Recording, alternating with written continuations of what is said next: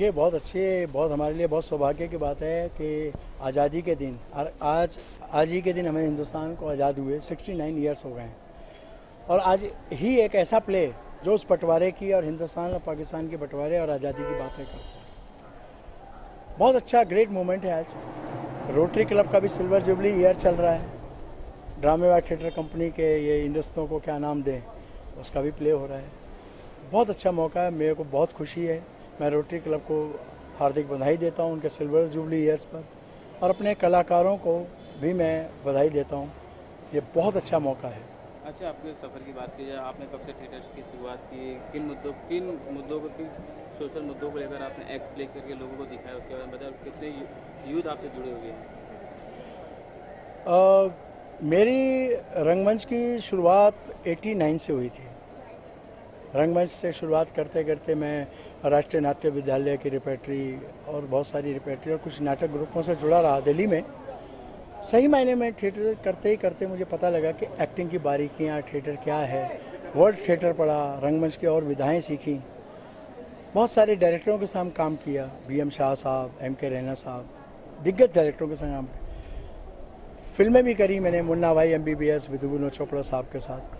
तो मुझे अलग अलग डायरेक्टरों के संग काम करने का मौका मिला। बहुत जगह मुझे बहुत कुछ सीखने को मिला। जब मैं निर्देशन की, मैंने आज से 15-20 साल पहले भी डायरेक्शन जब थिएटर में किया, तो हर बार मैंने कुछ ऐसा करने की कोशिश की, एक ऐसा एक्सपेरिमेंट किया कि जो करना चाहिए। आज का ये नाटक भी मैंने कई तरह के एक्सपेरिमेंट किए। कुछ लीजेंड्स को मैंने इसमें उनके कटसी सॉन्ग यूज़ किए। जगजीत सिंह साहब को, लता जी को, रेशमा जी को हमने इसमें उनके गाने इस्तेमाल किए। जगजीत साहब को श्रद्धांजलि है, रेशमा जी को ये प्ले हम समर्पित करते हैं। तो ये एक अलग अलग डायरेक्टर के साथ है, जैसे मुझसे जो बेहतर बना, जितना मेरा एफर्ट्स है वो मैंने किए।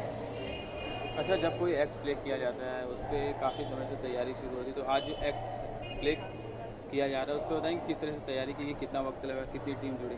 इसको हमने करीब मई से हमने रिहर्सल शुरू की थी।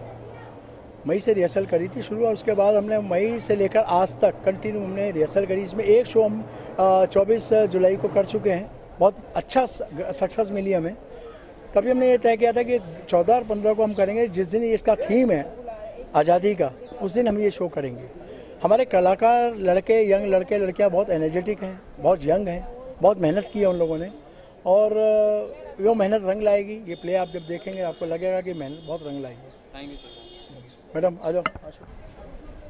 ये जो ड्रामेबाज थिएटर कंपनी है आज एक्ट प्ले कर रही है, खास दिन पर स्वतंत्रता दिवस के मौके पर क्या कहना चाहिए, किस तरह का एक्ट है?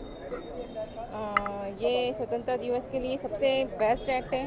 इसमें ये दिखाया गया है कि जब 15 अगस्त को हमारा देश आज़ाद हुआ था, उस आज़ादी के पीछे जो दर्द था, जो हिंदुस्तान का बंटवारा हुआ था, जिसमें भारत और पाकिस्तान डिवाइड हो गया, जिसमें ये कहा गया कि जो हिंदू लोग हैं वो हिंदुस्तान में चले जाएं, जो मुसलमान हैं वो पाकिस्तान में शिफ्ट हो जाए, उसका दर्द है। लेकिन क्या होता है ना, हिंदू और मुसलमान का रिश्ता नहीं होता है, रिश्ता इंसानियत का होता है। इंसानियत का मतलब जो लोग साथ रह रहे थे इतने दिनों से, जैसे अमृतसर, लाहौर में की सीमाएं में बंटवारा हुआ, जहाँ बॉर्डर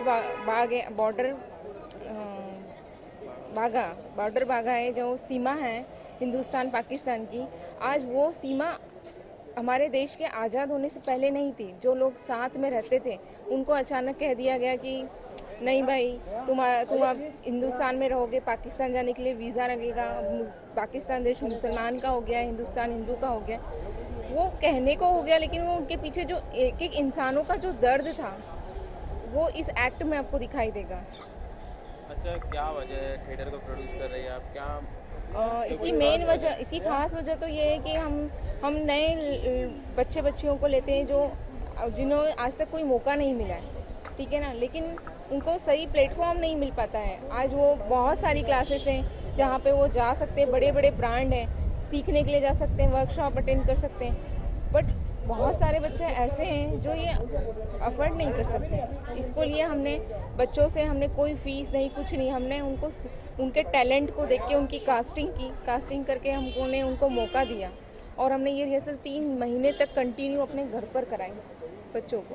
अच्छा, जब कोई थिएटर का एक्ट प्ले किया जाता है तो उसमें काफ़ी वक्त लगता है, कि आपकी टीम ने कितना मेहनत किया और कितना वक्त लगा रिहर्सल में?